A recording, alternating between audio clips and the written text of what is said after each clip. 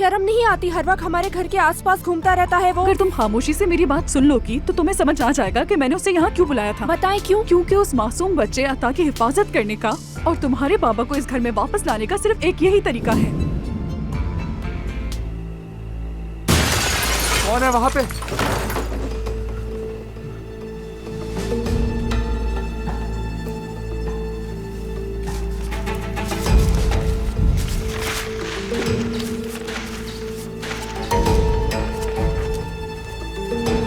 हारून ने तुम्हारे लिए जाल बिछाया है। ये कश्ती तुम्हारा आखिरी ठिकाना बन जाएगी।